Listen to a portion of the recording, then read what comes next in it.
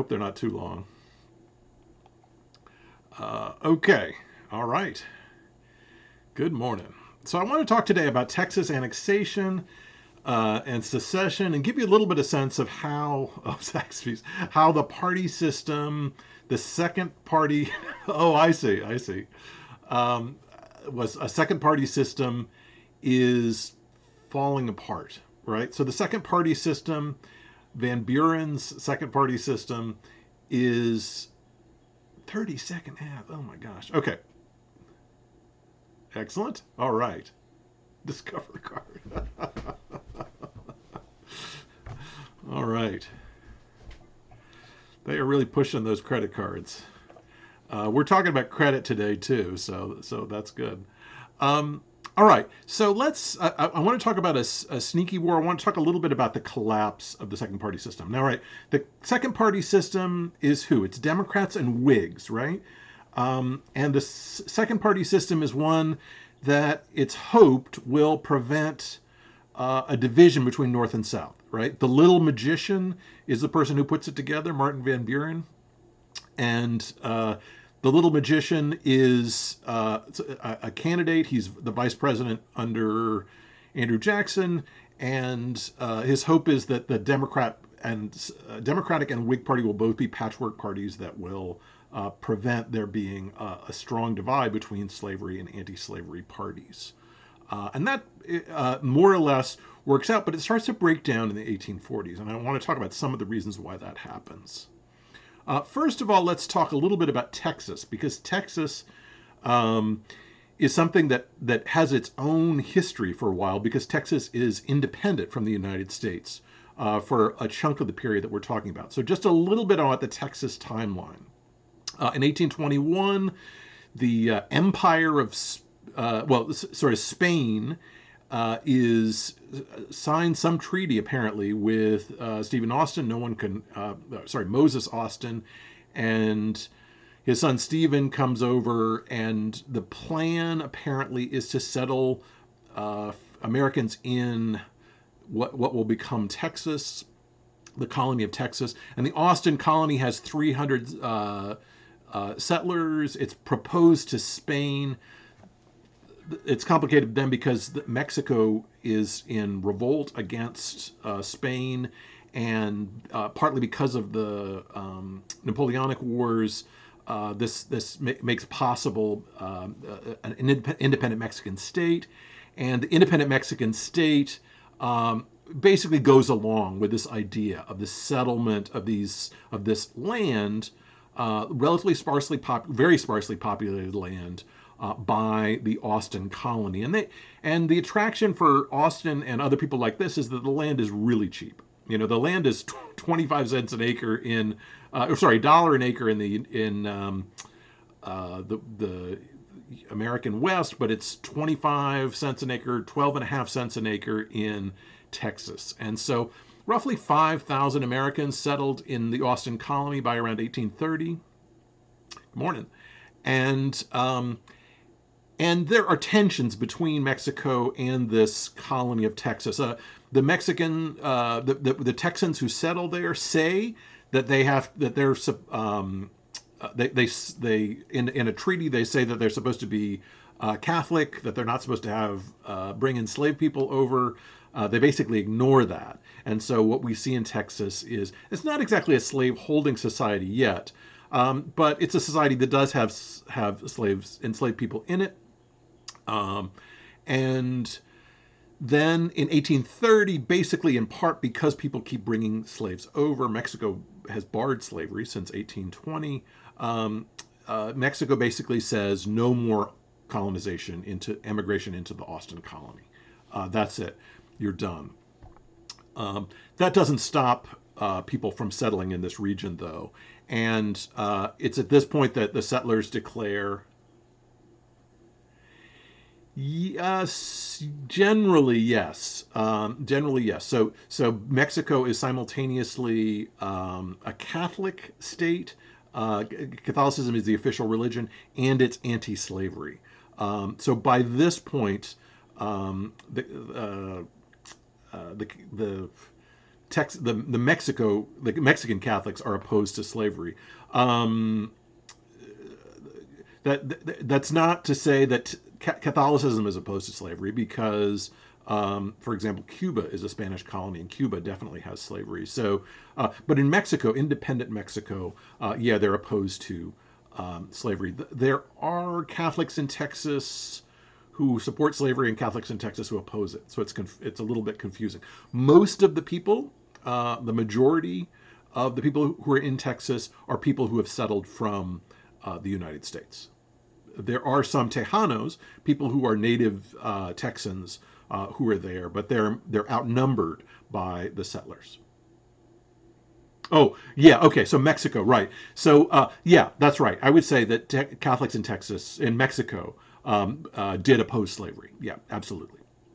They look back on it as, Spanish rule, as a sort of legacy of Spanish rule, and so the independent Mexico is opposed to slavery. Okay, so then in 1836, the settlers declared an independent Republic of Texas, and this doesn't go so well at first. The Alamo is one case where basically Mexico moves in and defeats the settlers there, but eventually Texas wins against Mexico. It declares itself independent, and it's an independent republic from 1836 all the way up until 1845. It's sort of sitting there as an independent entity. It's financially in actually terrible straits because it's issued a bunch of bonds and things like that. And when the Panic of 1837 hits, Texas is in difficulty. One advantage that Texas has, though, is it's an independent republic, right? It's a little bit like Hong Kong, where it's got its own rules, its own laws, it's a separate country, right?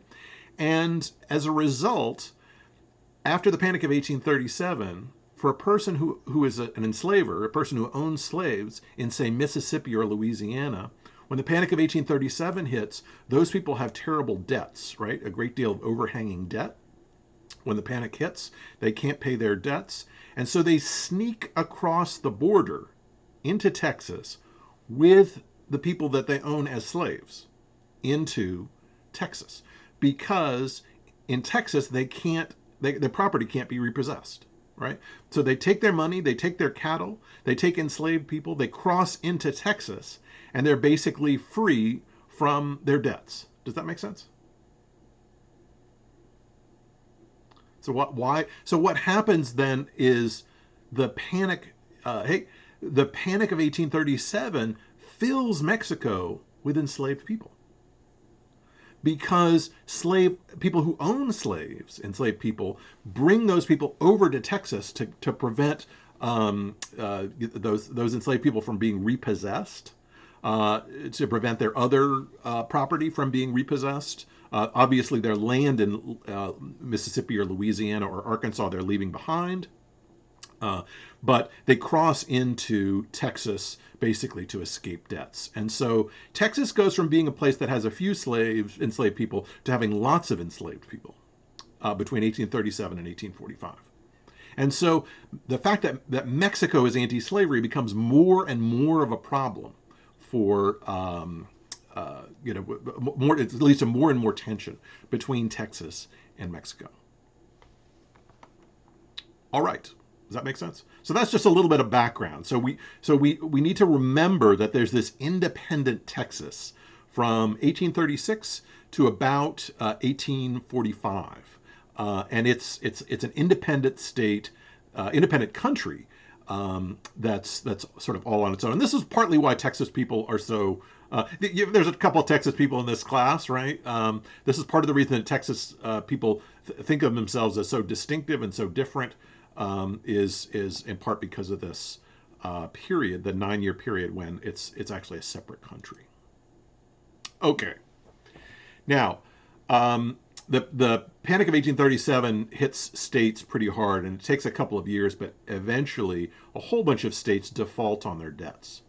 So that means that they've issued bonds for those states, and those states can't pay their debts. So this is going to be really important when we talk about the Civil War. It's not discussed in the book, but whatever. But it's important for understanding how the Civil War ends. Basically, how the North defeats the South has a lot to do with this particular incident. In 1841 to 1843, Maryland, Pennsylvania, Indiana, Illinois, Michigan, but in particular Louisiana, Arkansas, Mississippi, and Florida, which is then a territory, all of them default on their debts. This means that people who are lending money to the United States, who are buying bonds from those states, are very upset with the United States, and particularly the South. Michigan, Illinois, and Indiana, Michigan and Pennsylvania first, and then Illinois and Indiana later, figure out a way of basically paying off their debts. They default for a couple of years, and then by 1845, 46, they start to pay again. The southern states don't. And so Florida, Louisiana, Arkansas, and Mississippi are still in default by 1845. They can't get any more loans, and they're basically, the bonds that are issued by those states are worthless. Okay? So if you are a wealthy person in Britain and you bought bonds from the state of Louisiana or Mississippi, you're pretty ticked off at southern states at this point. Okay? Does that make sense? All right. So, okay. So that's. I'm too far ahead. Okay, the 1840 election. I'm going to go back then. So we saw that there were defaults from 1841 to 1843, but 1840 election. The defaulting states: Michigan, Illinois, Indiana, Pennsylvania, Maryland. I will put this PowerPoint up on ELC. Louisiana, Arkansas, Mississippi, and Florida.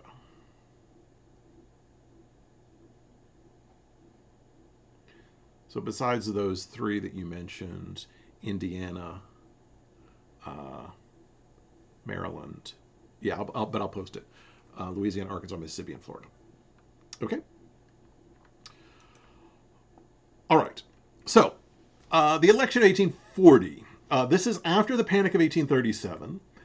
People are pretty upset with the Democrats at this point because they believe, and rightly, I think, that Andrew Jackson had a lot to do with the Panic of 1837. Andrew Jackson and Martin Van Buren, who followed him, had a lot to do with this panic. And so there's a lot of opposition to the Democratic Party. The Whig Party runs on their slogan is Tippecanoe and Tyler too. You've probably heard that. William Henry Harrison is the hero of Tippecanoe, the Battle of Tippecanoe. It was not much of a battle. There weren't all that many people involved, but it was an anti-Indian battle in Indiana, I think. Is that right? Indiana, it's Ohio Territory, which was then Indiana. And so he's a war hero. Won the Battle of Tippecanoe. And the trouble, and this is where we start to get into sectional tensions, North and South, is that William Henry Harrison basically dies before he takes office, or just after he takes office. So people hate the Dems because they blame them for the Panic of 1837. They say that the demand for silver and gold to pay for land freezes up the land markets. They say that Jackson's war against the Bank of the United States hurt credit, which is true. They say that this financial crash is the fault, basically, of the Democrats. This happens a lot. Basically, almost every time we see a major party realignment, it's after a financial panic, right? So this is how FDR, the Democrat, comes to office after many years of Republicans, is the 1929 Depression. So they blame the party in power, exactly. And the Democrats are the party in power in 1837, and so the Democratic Party gets blamed for this. Okay, so Tyler comes into office, right? So basically Harrison. I don't know. There's something about eating ice cream and getting not typhus, but he dies basically after just a few days in office, and this is the Whig Party. Remember the party of internal improvements, right? The party of the American system of manufacturing, the party of tariffs, um, the party of a strong national bank. But John Tyler is a slaveholder from the South. He's the vice president. He was brought in to balance the ticket, but he sort of doesn't believe in those things. So he's somebody in a party who that's it. I think that's it. That's Wikipedia can help us, but I think that's right. Is cherries or something is what he ate, and he died shortly after. Uh, okay, so Tyler comes into office, and the Whigs say, "All right, we still have a Whig majority. Tyler is a Whig. He's got the Whig Party behind him." And then the Whig Party puts up a national bank. They say, "Here's our solution to the problem. We need a national bank." Which one looks like Indiana Jones? The Harrison? Yeah, a little bit. Yeah. So Harrison's the guy on the left. Yeah. That's Harrison. And sorry, Tyler's cut off in this. Let me see if I can move this over a little bit. I probably can't. Oh, that worked. Okay. All right. So Tyler comes in. There's a national bank proposed by Henry Clay, who's the Speaker of the House, and it passes the House and the Senate. It goes to the president for signature, and he vetoes it. Right? He vetoes this classic Whig bill for the creation of a national bank. Many of the silk hat planters believe in a national bank. They're actually appalled about Tyler that he does this. But that's what he does. He says they didn't know it was going to get vetoed. They figured, Tyler is a slaveholder from Virginia, but he says he's a Whig. He said he's a Whig, but he shows that basically he opposes everything about the Whig principles. He says that states' rights make a national bank a mistake. Probably even Jackson would have supported a national bank if it was actually a national institution and not a private corporation. But not John Tyler. And so some people say that there's no president that's more responsible for the coming of the Civil War than John Tyler because he basically splits the Whig Party in half, basically cracks it down the middle. His entire cabinet resigned, except for one person, Secretary of State, resigned when Tyler vetoes this bank bill. And Tyler then doesn't really care. Like he's replaced the cabinet all with states' rights Southerners. Okay, so there's not a single person from a northern state in Tyler's cabinet. Okay, Tyler is all in on there being that he's the president. The president's support is a slaveholder, and this is going to be a nation that's going to support slavery, even though he's a Whig, right?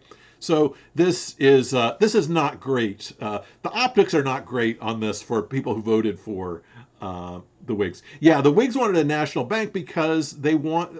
Remember that it's the Whigs who say there have to be strong national institutions. The Whig Party was probably formed in the Second Bank of the United States with Nicholas Biddle. That Nicholas Biddle, who's the president of the Second Bank, and others get together and create the name Whig at the time, alongside Henry Clay and others. And so the Whig Party is very strongly associated with the National Bank. Yeah. And the only difference is that it's a basically, this one is not a private corporation that is the Bank of the United States. It's a more public corporation. But even then, yeah, it's a good question. I think that he didn't like the Southern Democrats who were in Virginia. Tyler is in a county. I actually used to live near there. Tyler is, because it was near William and Mary. Tyler is in a county that has almost no white people in it. right? He has a huge plantation, and yeah, pulling the old switcheroo maybe. He has a huge plantation, and so each of the black men over the age of 21 counts as 4/5 of a person in representation in Virginia. So there's only like 10 people or 12 people that can vote in. That's not true. Maybe 50 or 100 people that can vote in the the county that Tyler comes from. He's represented his county forever, and he eventually, because he's associated with, the Jefferson and the other Virginia folks, he gets elected. So he is a Whig in that he believes in, I guess, strong institutions. It's really not clear why Tyler is a Whig. There are plenty of other slaveholders who are in the Whig Party because they want a strong national bank, but even they are ticked off with Tyler. So yeah, so back when people thought that the Civil War was a huge mistake, people blamed Tyler for basically cracking apart the Whig Party. Okay, so we talked about the defaults. Okay, so under Tyler, not a whole lot happens because Tyler is basically opposed by everybody in his party, and many of the people, the Southerners who are in Tyler's cabinet after 1844, switch over to the Democratic Party. So there are Whigs in the cabinet from 1840 to 1844 who by 1844 are actually all in the Democratic Party. It's crazy. Okay, so the Whig Party is in trouble, right, by this point. Okay, where were we? Okay, so in 1844, there's another presidential election, and in this case, it's James K. Polk who is the candidate. He's a Tennessee Democrat and a slaveholder, and he is he's concerned about the growing sectionalization of the parties. And so he comes up with a kind of message that both Northerners and Southerners, he thinks, are going to support. And that is basically annexation and expansion. Okay? In the North, there had been agreement between Great Britain and the United States that there were going to be shared control of the region that becomes Washington and Oregon, or the northern part of Oregon. There'd basically be shared control. There'd be some sort of, joint ownership or whatever. Polk says no, absolutely not. 5440 or fight. That is, we want the boundary between British Canada and the United States to be at the latitude 5440, which is basically what it becomes. So basically, we're going to threaten Britain with war if we don't get it. Okay, so this is to appeal to Northerners, right, who might settle in Oregon or Washington. And in the South, he says, we're going to annex Texas. Texas wants to be annexed because it's got financial difficulties by this point. What a surprise that Texas would have financial difficulties. 54, they wanted that to be the line between the U.S. and Canada. It was 5440. So they wanted that to be the dividing line, not whatever it was before that, 46, but 54 and 40. That was a line that had actually been. Britain had never agreed to this. This area is actually quite valuable. This area in Washington and Oregon is quite valuable because of the deep ports that it has, salmon, access to the Pacific, all this sort of stuff. So this is really important contested terrain. Russia agreed to 5440 because remember, Russia is in Alaska. Russia agreed to a line of 5440, but Great Britain didn't. And Polk is basically saying, no, we're going to fight about this. We want this to be the line. We want Washington. We want this Washington and Oregon's territory to be American only. Right, right, and in this case, there are lots and lots of Native people in this region. So those, not lots and lots, but thousands, tens of thousands in this region, and they will be pushed away from the salmon spawning grounds and other regions by white settlers under Polk. Okay? So that's 54-40 or fight, and then the other half is Texas annexation. We need to annex Texas. We need to bring it into the United States. We need to even if that means a war with Mexico, right? So that's the policy, and it works, right? As a election strategy, expanding across the West, even if it means a simultaneous war with Mexico and Great Britain, we are all in, right? And it means war with the Comanches who are in Texas, and it means war with the not the Yanomami. What's the name? Uh, there's a whole bunch of Native communities in and around Seattle and Mount Olympus and that area, but I'm embarrassed that I can't remember the name. But basically, yeah, it's a policy of war, basically a policy of war and expansionist war, and it wins in the United States. Polk does well in the traditional regions of the Democratic Party, which had been the kind of Southwest and New York. But he also does very well in the western states in the north, like Illinois and Indiana.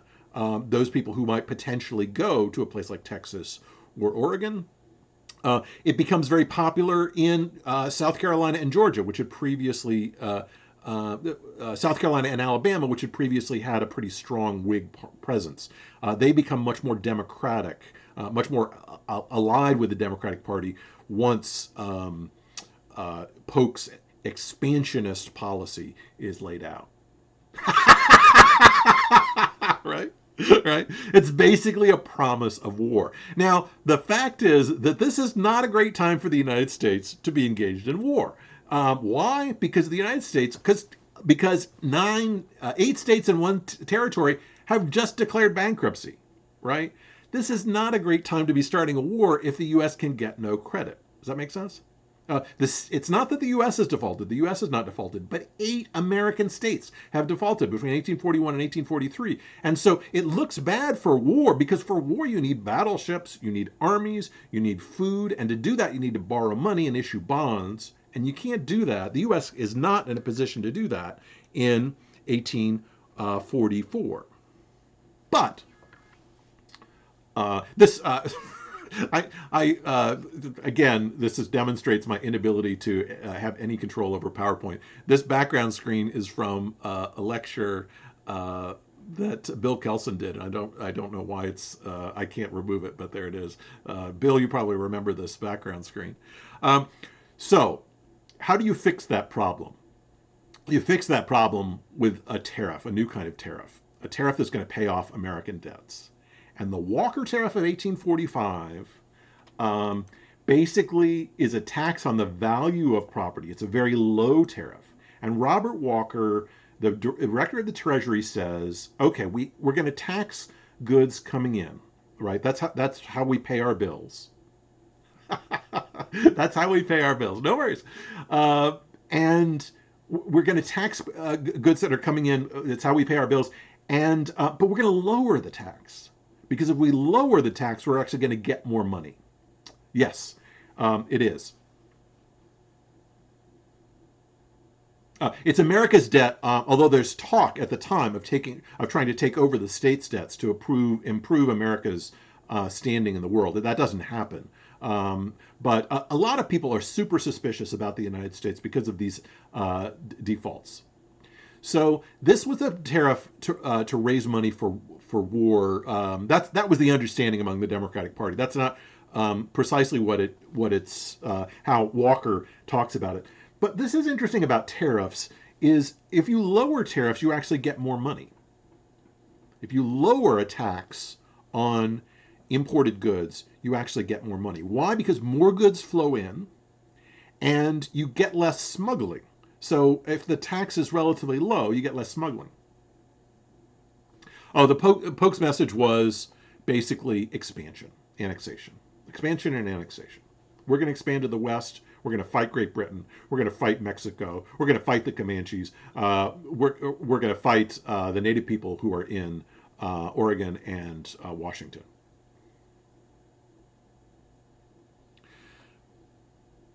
Okay, so Walker's tariff, as you can see, again, we're starting to see a real division north and south. Um, Strong support for this low tariff in the south, uh, a great opposition for this tariff in in Pennsylvania and elsewhere. Yeah, yeah, it's not quite the little Africa, but it is. I mean, it is true. It turns out that Walker is right that if you lower a tariff, this is a little bit different than an income tax. But if you lower a tariff, you're going to actually collect more money. And this turns out to be true. And they also tax the value of goods rather than the goods themselves. And for some reason, this also makes it a little bit more just. But a tariff is basically a tax on consumption, which is not an awesome tax. It's the way that the U.S. basically draws money. So the Walker tariff is huge. The Walker tariff increases U.S. revenue by 150%, and it basically the U.S. goes to almost paying off all of its debts by 46. The U.S. had paid off all of its debts under Jackson. It gets very close to paying off all of its debts by 46. This is great news for the U.S. because once it starts a war, it can issue bonds. And while Britain is not happy about holding these Mississippi and Arkansas bonds and using them to paper use the bonds to paper the kids' living room or the kids' room or something because they're not worth anything. It actually puts the U.S. in good shape. It's able to issue bonds. People buy the bonds, and it makes Polk's War possible. Okay, now by 1845, Texas has about 95,000 free folks and about 30,000 enslaved former Americans. And so, as you can see, it's much more of a kind of slave holding territory by this time. And Tyler, as a lame duck in his last week of office, basically accepts Texas as a state. He doesn't want he doesn't want Polk to claim credit for it. So at the last, basically, a few days before he leaves office, he says, "Oh, by the way, we're annexing Texas." This doesn't have any direct effect at first. Okay, Polk though. Did this tax pay off state tax? No, the tax was really basically to pay off federal. It's basically to pay off federal debt.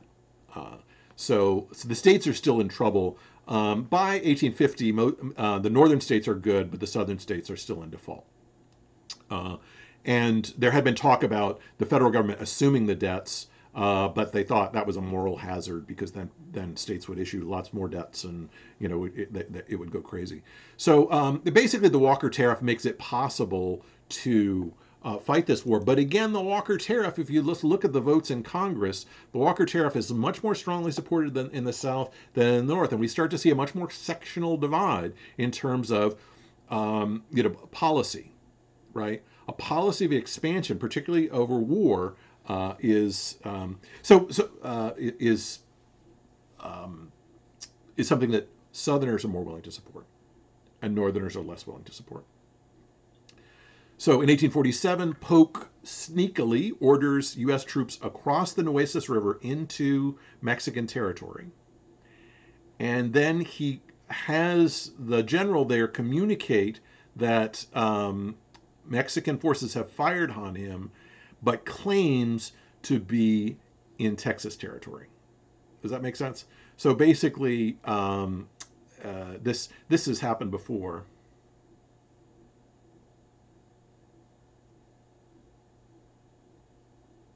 That Texas would secede. So Texas had already successfully seceded from Mexico by this point. So it was an independent republic. But basically, Polk is spoiling for a fight. He sends American troops over the border into. Oh! I see. Yes. Right. Okay. So right. Texans talk about secession a lot. So basically, he sends troops over the Nueces River into Mexican territory. Mexicans fire on those American troops, and then Polk communicates a message that American troops have been fired on Texas soil. So it's technically a lie, and this is the beginning, hey, of the war for Texas. And Winfield Scott is sent out, sends with an army, uh, and the army basically makes and a navy, and the navy makes raids on most of the Mexican major Mexican ports in Matamoros, Tampico, and Veracruz, and they march. They soldiers get off at Matamoros, and they they ultimately invade Mexico City by 1847. And so for 46 and 47, the U.S. is fighting a war with Mexico over Texas. And that war is not just taking place in Mexico, it's also taking place in Alta California, which is also Mexican territory, in sort of in the disputed area, but a lot of it is taking place in Mexico. And this is a war ultimately that the United States wins. The United States has a better organized troops. It's got amazing cannon by this point, and the cannon are really important in 46 and 47 for basically taking down. They line up artillery, take down forts, literally knock them down, knock holes in them with cannon, explosive artillery, and then break into these regions. So the war is very one-sided. It takes a long time for the troops to get from place to place, but it's a very one-sided war in which the Americans have lots and lots of victories. Okay, so that's the war for Texas. Okay. And it's called Polk's War. Now, this is where we see more tension between North and South as well. Bear with me here. Northerners increasingly are upset about this war. They say this war is really about creating more slaveholding territory. And so people who call themselves conscience Whigs say there is a slave power at work here. This war is a democratic war that's designed to expand slavery. Henry David Thoreau refuses to pay his war portion of his taxes, and he's put in jail. There's a lot of civil disobedience in the North. Thoreau writes, the objections which have been brought against a standing army may also at last be brought against the standing government. The standing army is only an arm of the standing government. The government itself is equally liable to be abused and perverted before the people can act through it. Witness the present Mexican War, the work of comparatively few individuals using the standing government as their tool. For in the outset, the people would not have consented to this measure. This American government, what is it but a tradition, endeavoring to transmit itself unimpaired to prosperity, but each instant losing some of its integrity? Okay, and so there's a great deal of opposition to this war. It's a good question. It's basically there had been border tensions between Mexico and Texas, conflict over Comanches and things like that. But basically, this is a war that Polk provokes, basically, by sending troops over. What he wants is more than Texas. There's this disputed area that's the black area up here that Texans want. They claim was deeded to them, and although they don't technically have title to it, and so basically to support Texas's claim for this disputed territory, the United States fights a war on Texas's behalf. Does that make sense? Yeah, that's a really good question, though. It is a little bit odd that the U.S. is fighting a war with Mexico over Texas when Texas is already independent. But that's a great. But it's in part about this disputed territory, this dark territory here, and many people suggest that this is why that the real attention is towards getting more territory. Sorry, questions. So Texas, yeah, Texas is not forced to, but Texas absolutely wants to be part of the United States, in particular because it's got debts that it can't pay. Texas has issued these bonds. It's going to default very soon. It's going to be like Arkansas or Mississippi or Louisiana unless the United States takes over the independent country of Texas. If they do, the United States takes on its debts, and that's precisely what happens. Is that Texas debts get folded into the United States. That doesn't happen with Mississippi and Louisiana because they're already states. But all of Texas's debts get absorbed by the United States, and the United States pays them off. So the U.S. pays off those Texas bonds that were issued. Does that make sense? And basically, Texas, wants to be part of it. Most Texans want to be part of the United States. They want the U.S. Army to defend them against Comanches. That's a good point. Presumably, they could be. They could lose their. They could have their land seized and stuff like that. But the statute of limitations might have gone out for some of these. Many of the executions for debt, as they're called, happen at the state level in Mississippi and Louisiana, and they.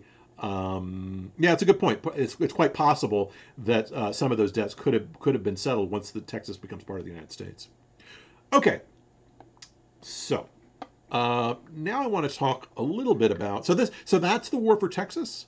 That is successful. The United States wins. The U.S. does not end up fighting a war with Great Britain over Oregon and Washington. Ultimately, a treaty is signed, and that does get resolved.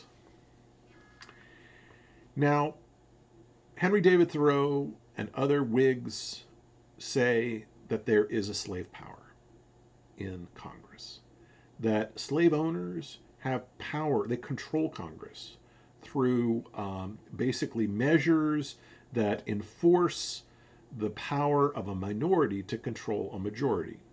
Now, the discussion, the debates in Congress now about the Senate filibuster raises many of these same issues. In the 1850s, the claim was that Southerners, because of internal rules in Congress, basically got to chair most of the important committees very quickly and never left those positions. And there's a group of people in Congress called the F Street Mess that is, in a way, a kind of shadow presidency, probably, something like that. They control all the major, or most of the major committees in Congress from the 1845 through the end of the 1850s, all the way up to 1860.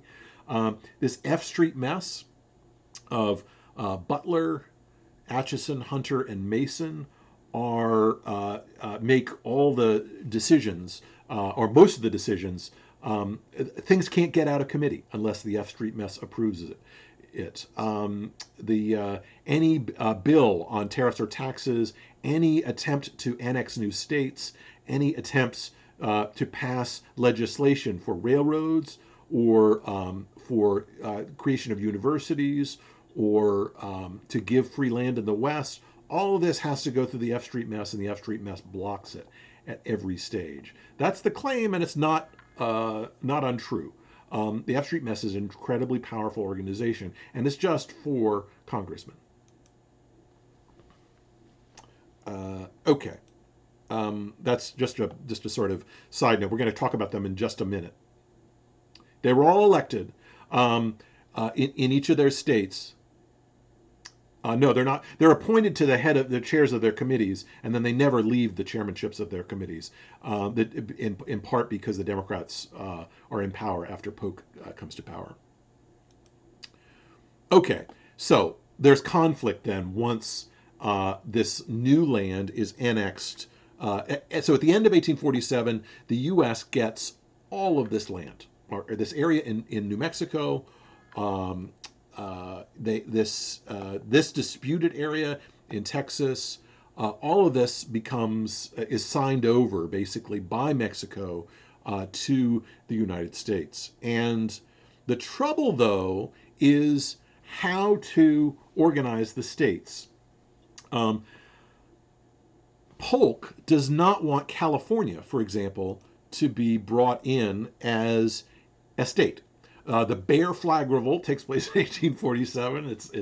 It's basically people who erect a flag, claim to be an independent state, and then an independent country, and then immediately try to annex themselves into the United States, pulling the same uh, you know, deal that Texas did. There are basically Congress is unwilling to create new territories, or increasingly unwilling to create new territories, in part because of the F Street mess. And so California, the people in California say, I know, we'll create ourselves as an independent country. We'll be an independent country for exactly one day, and then we'll ask to become part of the United States. But Polk resists this very strongly, and the Democrats resist this very strongly. Why would this massive state of California, why would Southern Democrats oppose the creation of California? What's the concern there? The Bear Flag Republic outlaws slavery, by the way, so that's a simple explanation. But what's the appeal? Why would anybody who's in Georgia or South Carolina want to go to California in 1847 or 1848? Gold. Excellent. Gold. So gold is the attraction, and land. This is beautiful land in Southern California, and they want to bring slaves to this land. Excellent. A very large state against slavery, and it could attract people for new industries. And what enslavers want to do is go they actually have to go all the way around South America, but or no, they wouldn't go all the way around. They'd go to Panama, and they'd get on a railroad. They go to Panama by water. They get on a railroad, go across Panama, and then get on another ship and go to California. It's expensive to get there, but that's how Southerners would get there. But they would bring enslaved people with them to California and mine for gold and create a kind of slaveholding state. So this massive state, this state that's way too big by the standards of all the other states in the United States, is brought in, just like Texas. They're just way too big. But the claim, Texas does so because it was an independent country for 5 years. California does so because it was an independent country. It's for basically one day. Now, California is not admitted as a state, and there's a lot of controversy over this at first, and that's how we get, bear with me here, my images are too small, the Compromise of 1850. Compromise of 1850 is to settle the issue basically of California. Okay? And the Compromise of 1850, which is hashed out by Henry Clay, says Texas will be admitted as a state, and California will be admitted as a state. So there'll be a big slave state of Texas, and there'll be a big non-slave state of California. But the top of Texas has to be cut off at 5440, right? And that's going to become, what is it going to become? Oklahoma, ultimately.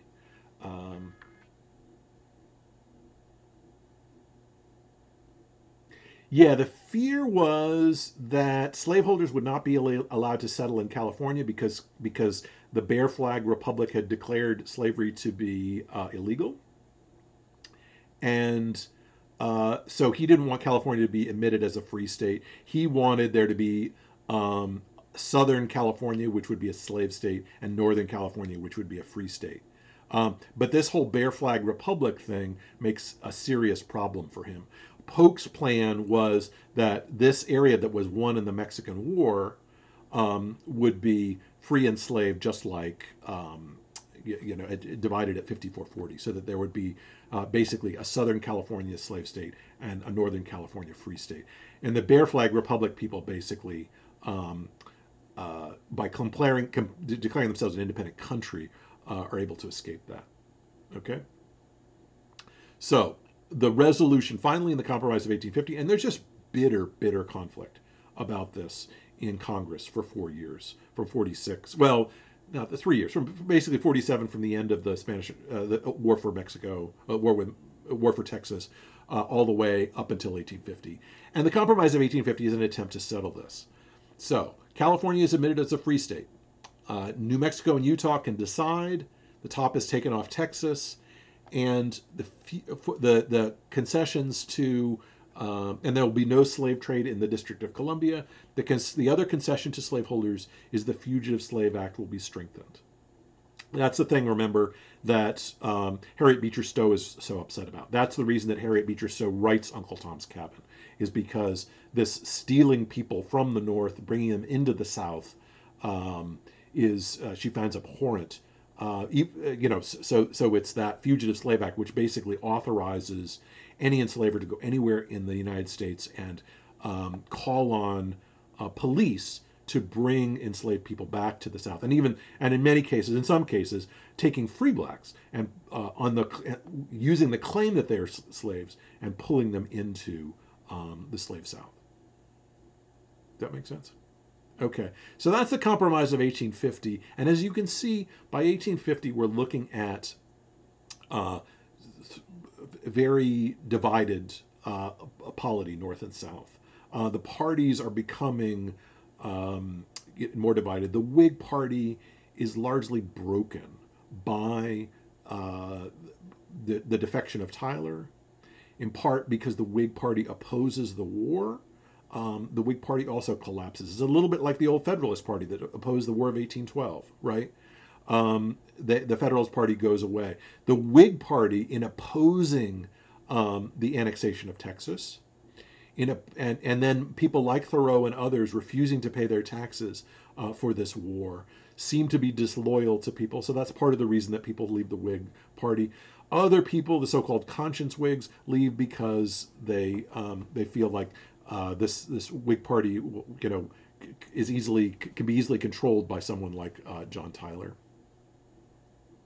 Okay, are there questions? I want to talk about railroads and things like that, but I feel like I've covered a whole lot of ground here, and so let me just make sure I get all the questions that you guys have about leading us up to 1850.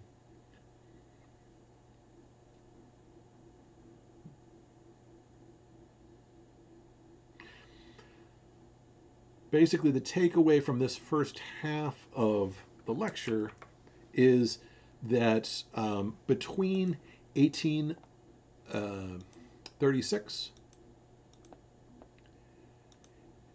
between 1840 and 1850, we see an increasing sectionalization of politics. Increasingly divides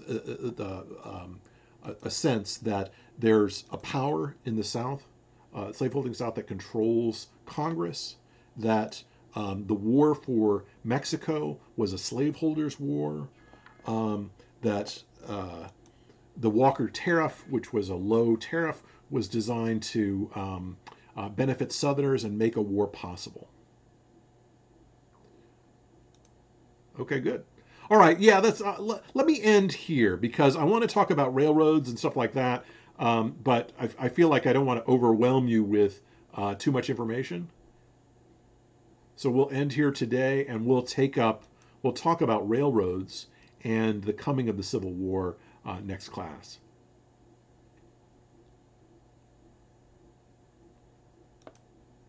Okay, thanks everybody. Have a great weekend.